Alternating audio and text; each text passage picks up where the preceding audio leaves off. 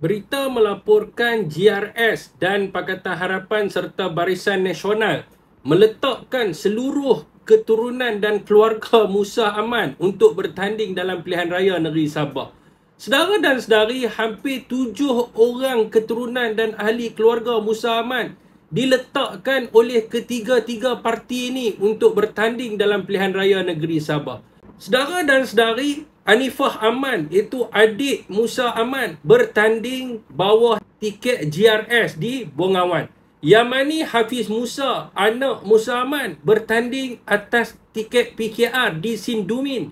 Dan lagi seorang anaknya, Hazim Mubarak Musa, bertanding atas tiket GRS di Sungai Manila. Manakala keluarga jauh pula, Arifin Arif, menantu Musa Aman, bertanding atas tiket GRS di Membakut.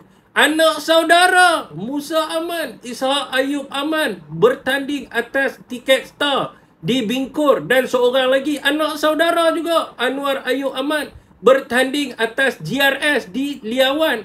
UMNO juga meletakkan daripada keturunan Musa Aman, iaitu Nik Muhammad Nazmi Nik Zawawi, iaitu sepupu kepada Anwar Ayub Aman, bertanding atas UMNO di Liawan. Saudara dan saudari, ini apa ni? Saya melihat Sabah ini, jika GRS, PKR dan UMNO menang, hanya dikuasai oleh keluarga Musa Aman, di mana segala keputusan pentadbiran dan pengurusan negeri akan dibuat oleh keluarga dia saja. Adakah ini yang rakyat Sabah mahukan? Di mana negeri mereka hanya dikuasai dan ditadbir oleh satu keluarga, daripada TYT hinggalah ke ketua menteri, menteri dan ahli berpolitik. Semua keluarga mereka. So, apakah respon rakyat Sabah? Hei, pening kepala bos.